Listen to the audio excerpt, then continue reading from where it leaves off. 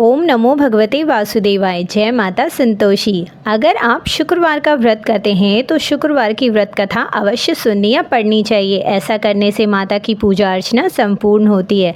आइए अब हम इस व्रत कथा का आरंभ करते हैं। एक गांव में एक बुढ़िया रहती थी जिसके 7 बेटे थे। 6 बेटे कमाने वाले थे और एक बेटा निकम्मा था। बुढ़िया माँ 6 पुत्रों का झूठन 7वें पुत्र को देती। 7वां पुत्र एक दिन अपनी पत्नी से बोला, देखो मेरी माता का मुझ पर कितना प्रेम है। वह बोली, क्यों नहीं, सबका झूठा बचा हुआ तुमको खिलाती है। वह बोला, जब तक आँखों से ना देखें मान नहीं सकता। पत्नी ने हंसकर कहा, देख लोगे तब तो मानोगे। बहुत दिनों बाद एक बड़ा त्योहार आया।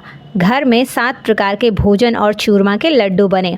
वह पत्नी की बात को जांचने के लिए सिर दर्द का बहाना बनाकर पतला कपड़ा सिर पर ओढ़कर रसोई में जाकर सो गया और कपड़े में से सब देखता रहा।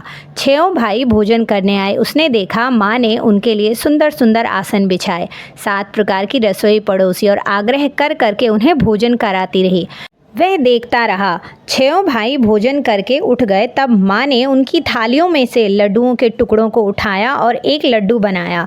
जूठन साफ कर माँ ने उसे पुकारा, उठ बेटा उठ, तेरे भाइयों ने भोजन कर लिया, तू भी उठकर भोजन कर ले। उसने कहा, माँ मुझे नहीं खाना है, मैं परदेश जा रहा हूँ, मुझे भूख नहीं है। उसकी माता बोली, अगर तुझे कल जाना हो तो तू आज ही चला जा। वह बोला, हाँ हाँ जा रहा हूँ। यह कहकर वह घर से निकल गया। चलते समय उसे पत्नी की याद आई। वह गौशाला में गंडे थाप रही थी। वहाँ जाकर वह बोला, मेरे पास तो कुछ नहीं है, यह अंगूठी है, सो ले लो और अपनी कोई निशानी मुझे दे दो। वो बोली, मेरे पास क्या है, यह गोबर भरा हाथ है। यह कहकर पत्नी ने उसकी पीठ पर गोबर के हाथ की थाप छोड़ दी। वह चल दिया। चलते चलते दूर देश पहुंचा।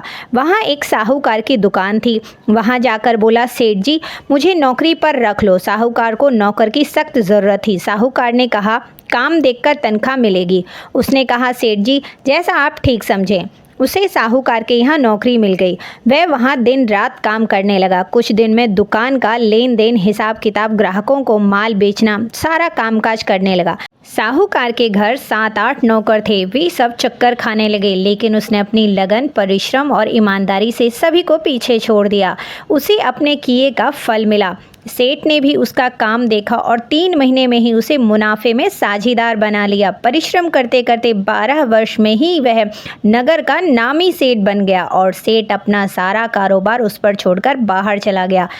इधर उसकी पत्नी को उसके सास ससुर जेठ जेठानी दुख देने लगे। गृहस्थी का काम करवाकर उसे लकड़ी लेने जंगल में भेजते।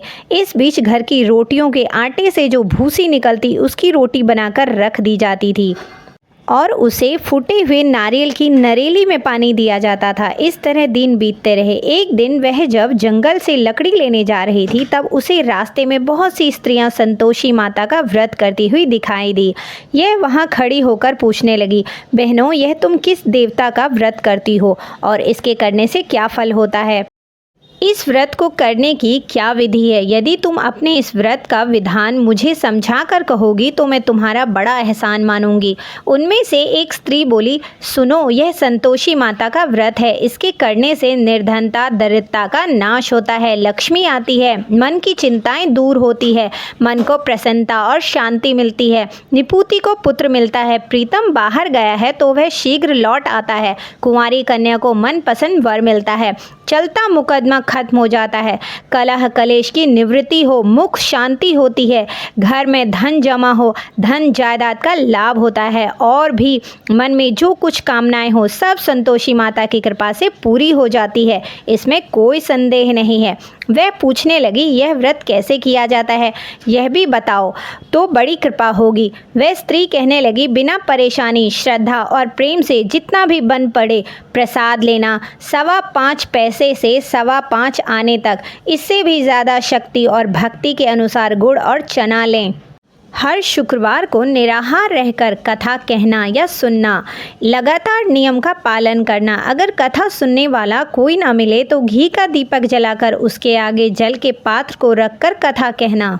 परंतु नियम ना टूटे। जब तक कार्य सिद्ध ना हो नियम पालन करना और कार्य सिद्ध हो जाने पर व्रत का उद्यापन करना। 3 माह में माता पूरा फल प्रदान करती हैं। अगर किसी के ग्रह खोटे हैं तो भी माता 1 वर्ष में अवश्य उसको अनुकूल करती हैं। कार्य सिद्धि होने पर ही उद्यापन करना चाहिए, बीच में उद्यापन नहीं करना चाहिए। कार्य सिद्ध होने के बाद ही उद्यापन करें। उद्यापन में 2.5 सेर आटे का खाजा तथा इसी अनुसार खीर तथा चने का साग बनाना। 8 बच्चों को भोजन कराना। जहाँ तक मिले देवर, जेठ, भाई, बंधु, कुटुंब के लड़कों को लेना। ना मिले तो रिश्तेदारों और पड़ोसियों के लड़के को बुलाना। उन्हें भोजन करा यथाशक्ति दक्षिणा दें। माता का नियम पूरा करना। ध्यान रखना कि उस दिन घर में कोई खटाई ना खाए। यह सुनकर वह वहाँ से चल दी। रास्ते में लकड़ी के बोझ को बेच दिया और उन पैसों से गुड़ चना ले माता के व्रत की तैयारी कर आगे चली गई। रास्ते में संतोषी माता के मंदिर में जा माता के चरणों में लेटने लगी। विनती करने लगी, माँ मैं दीन हूँ, निपट मूर्ख हूँ, व्रत के नियम कुछ नहीं जानती, मैं बहुत दुखी हूँ। हे माता मेरा दुख दूर कर, मैं तेरी शरण में हूँ। माता को दया आई। एक शुक्रवार बीता कि दूसरे शुक्रवार को ही उसके पति का पत्र आया और तीसरे शुक्रवार को उसका भेजा हुआ पैसा आ पहुंचा। यह देखकर जेठानी मुंह सिकुड़ाने लगी। इतने दिनों बाद इतना पैसा आया, इसमें क्या बड़ाई है। जेठानी के लड़के मुंह बनाने लगे, ताने मारने लगे। अब तो काकी की खातिर बढ़ेगी, अब तो काकी बुलाने से भी नहीं बोलेगी। बेचारी सरलता से कहती, भैया पत्र आए, रुपया आए तो हम सबके लिए अच्छा। ऐसा कहकर आंखों में आंसू भरकर संतोषी माता के मंदिर में जा मातेश्वरी के चरणों में गिरकर रोने लगी। माँ मैंने तुझसे पैसा नहीं मांगा, मुझे पैसे से क्या काम, मुझे तो अपने सुहाग से काम है। मैं तो अपने स्वामी के दर्शन और सेवा मांगती हूँ। तब माता ने प्रसन्न होकर कहा, जा बेटी तेरा स्वामी जल्दी ही आएगा। यह सुन खुशी से बावली हो वह घर आकर काम करने लगी। संतोषी माँ विचार करने लगी, इस भोली पुत्री से मैंने कह तो दिया कि तेरा पति शीघ्र आएगा, पर आएगा कहाँ से। वह तो इसे स्वप्न में भी याद नहीं करता। इसकी याद दिलाने के लिए मुझे ही जाना पड़ेगा। संतोषी माता ने उस बुढ़िया के बेटे को स्वप्न में समझाया, पुत्र तेरी घरवाली कष्ट उठा रही है। यह बोला, हाँ माता यह तो मुझे भी मालूम है, परंतु क्या करूँ, वहाँ कैसे जाऊँ। परदेश की बात है, लेन देन का सारा हिसाब किताब है, कोई जाने का रास्ता नज़र नहीं आता। आप ही कोई राह दिखाइए कि मैं वहाँ कैसे जाऊँ। माँ कहने लगी, सवेरे नहा धोकर संतोषी माता का नाम ले, घी का दीपक जला, दंडवत कर और दुकान पर बैठ जाना। देखते देखते तेरा लेन देन चुक जाएगा, जमा माल बिक जाएगा, साँझ होते होते धन का ढेर लग जाएगा। वह अगले दिन सुबह सुबह जल्दी उठा। उसने अपने मित्र बंधुओं और परिचितों को स्वप्न के बारे में माता द्वारा कही गई बात कह सुनाई। वे सब उसकी बात सुनकर उसकी खिल्ली उड़ाने लगे। वे कहने लगे कि ऐसा भी कभी होता है कि सपने में बोली हुई बात सच हो जाए। वहीं पर एक बूढ़ा व्यक्ति बहुत समझदार था। वह बोला, देखो भाई मेरी बात मानो, इस तरह सांच या झूठ कहने के बदले देवता ने जैसा कहा है वैसा ही करना, तेरा क्या जाता है। बूढ़े की बात मानकर नहा धोकर उसने संतोषी माता को प्रणाम किया और फिर घी का दीपक जलाकर दुकान पर बैठा। शाम तक धन का ढेर लग गया। वह हैरान हुआ, मन में संतोषी माता का नाम ले प्रसन्न हो घर जाने के वास्ते गहना कपड़ा व सामान खरीदने लगा। सब काम से निपट अपने घर को रवाना हुआ। उधर उसकी पत्नी जंगल से लकड़ी लेने गई। लौटते वक्त थक जाने के कारण संतोषी माता के मंदिर में विश्राम करने बैठ गई। यह तो उसका रोज रुकने का स्थान था। धूल उड़ती देख उसने माता से पूछा, हे माता यह धूल कैसे उड़ रही है। माँ ने कहा, हे पुत्री तेरा पति आ रहा है, अब तू ऐसा कर लकड़ियों के 3 बोझ बना, एक नदी के किनारे रख, दूसरा मेरे मंदिर पर और तीसरा अपने सिर पर रख। तेरे पति को लकड़ी का गट्ठर देखकर मोह पैदा होगा, वो वहाँ रुकेगा, नाश्ता पानी बना खाकर माँ से मिलने जाएगा। तू लकड़ी का बोझ उठाकर जाना और बीच चौक में गट्ठर डालकर 3 आवाज़ें ज़ोर ज़ोर से लगाना। लो सासू जी लकड़ियों का गट्ठा लो, भूसी की रोटी दो, नारियल के खोपड़े में पानी दो, आज कौन मेहमान आया है। संतोषी माँ की बात सुनकर वह बहुत अच्छा माँ कहकर प्रसन्न मन से लकड़ियों के 3 बोझ बना लाई। एक नदी के तट पर, दूसरा माता के मंदिर पर रखा। इतने में ही मुसाफिर वहां आ पहुंचा। सूखी लकड़ी देख उसको इच्छा हुई कि अब यहीं विश्राम कर लें और भोजन बनाकर खा पीकर गांव चलें। इस प्रकार भोजन कर विश्राम कर वह अपने गांव में आ गया। उसी समय बहू सिर पर लकड़ी का गट्ठा लिए आई। उसने गट्ठे को आंगन में डाल जोर से 3 आवाज़ें दी। लो सासू जी, लकड़ी का गट्ठा लो, भूसी की रोटी दो, नारियल के खोपड़े में पानी दो, आज कौन मेहमान आया है। यह सुनकर सास ने अपने दिए हुए कष्टों को भुलाने के लिए कहा, बहू तू ऐसा क्यों कहती है, तेरा मालिक ही तो आया है, बैठ, मीठी भात खाकर कपड़े गहने पहन। पत्नी की आवाज़ सुनकर उसका स्वामी बाहर आया और उसके हाथ में अपनी अंगूठी देख व्याकुल हो गया। उसने माँ से पूछा, माँ यह कौन है। माँ बोली, बेटा तेरी पत्नी है, आज 12 वर्ष हो गए हैं, जब से तू गया तब से सारे गांव में जानवर की तरह भटकती फिरती है, काम काज कुछ नहीं करती, 4 समय आकर खा जाती है, अब मुझे देखकर भूसी की रोटी और नारियल के खापड़े में पानी मांगती है। वह बोला, माँ मैंने इसे भी देखा है और तुम्हें भी, मुझे दूसरे घर की चाबी दो, मैं उसमें रहूँगा। ठीक है बेटा, तेरी जैसी मर्जी, कहकर माँ ने चाबी का गुच्छा बेटे के सामने रख दिया। उसने दूसरे घर को खोलकर सारा सामान जमाया। एक ही दिन में वहाँ राजा के महल जैसा ठाट बाट बन गया। अब क्या था, वह सुख भोगने लगी। अगले शुक्रवार को उसने पति से कहा, मुझे संतोषी माता के व्रत का उद्यापन करना है। पति बोला, बहुत अच्छा, खुशी से कर लो। वह उद्यापन की तैयारी करने लगी। जेठ के लड़कों को भोजन के लिए कहने गई। उन्होंने मंजूर किया, परंतु पीछे से जेठानी ने अपने बच्चों को सिखाया, देखो रे, भोजन के समय सब लोग खटाई मांगना, जिससे उसका उद्यापन पूरा न हो। लड़के भोजन करने आए, खीर पेट भरकर खाई, परंतु बाद में याद आते ही कहने लगे कि हमें कुछ खटाई खाने को दो, खीर खाना हमें नहीं भाता है, देखकर अरुचि होती है। लड़के उठ खड़े हुए, बोले, पैसा लाओ। भोली बहू कुछ जानती नहीं थी, उसने उन्हें पैसा दे दिया। लड़कों ने बाजार जाकर उन पैसों से इमली खरीदी और खाई। यह देखकर बहू पर माताजी ने कोप किया।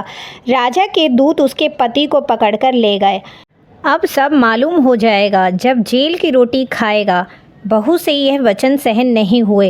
वह संतोषी माता के मंदिर गई और कहने लगी, माता तुमने ये क्या किया। हंसाकर क्यों रुलाने लगी माता। माता बोली, पुत्री तूने मेरा व्रत भंग किया है, इतनी जल्दी सब बातें भुला दी। वह बोली, माता भूली तो नहीं हूँ, ना कुछ अपराध किया है, मुझे तो लड़कों ने भुला डाला, मुझे क्षमा करो माँ। माँ बोली, ऐसी भूल भी कहीं नहीं होती है। यह बोली, अब कोई भूल नहीं होगी, अब बताओ मेरे पति कैसे आएंगे। माँ बोली, पुत्री जा, तेरा पति तुझे रास्ते में ही आता मिलेगा। वह मंदिर से निकलकर बाहर आई तो रास्ते मुँह से अपना पति आता हुआ दिखाई दिया। उसने पूछा, कहाँ गए थे। वह बोला, इतना धन जो कमाया है उसका कर राजा ने मांगा था, वह भरने गया था। वह प्रसन्न होकर बोली, भला हुआ, अब घर चलो। फिर अगला शुक्रवार आया। वह बोली, मुझे माता के व्रत का उद्यापन करना है। पति ने कहा, ठीक है करो। वह फिर जेठ के लड़कों से भोजन को कहने गई। जेठानी ने लड़कों को सिखा दिया कि तुम पहले ही खटाई मांगना। लड़के भोजन करने बैठे, लेकिन भोजन करने से पहले ही कहने लगे, हमें खीर पूरी नहीं भाती, जी बिगड़ता है, कुछ खटाई खाने को दो। यह बोली, खटाई खाने को नहीं मिलेगी, खाना हो तो खाओ।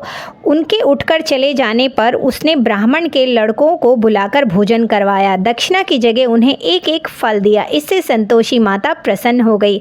माता की कृपा से 9 माह बाद उसको चंद्रमा के समान एक सुंदर पुत्र प्राप्त हुआ।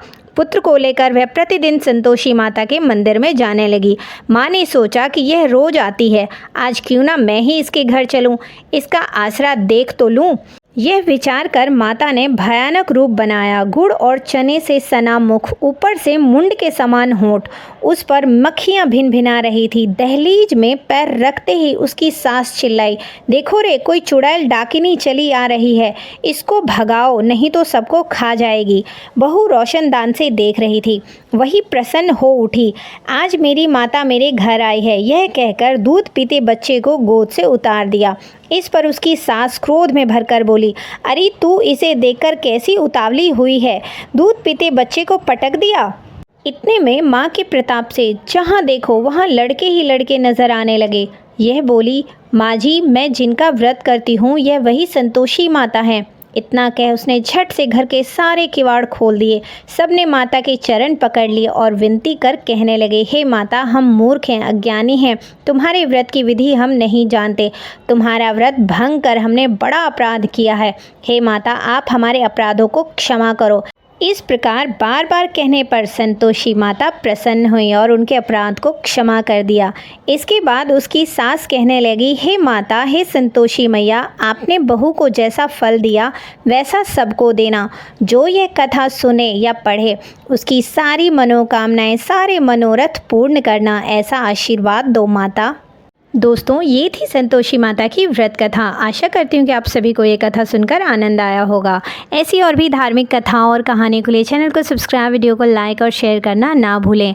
आप सभी का दिन शुभ और मंगलमय हो। कथा सुनने वाले सभी भक्तों पर माता संतोषी की कृपा सदैव बनी रहे। इसी मंगल कामना के साथ जय संतोषी माता।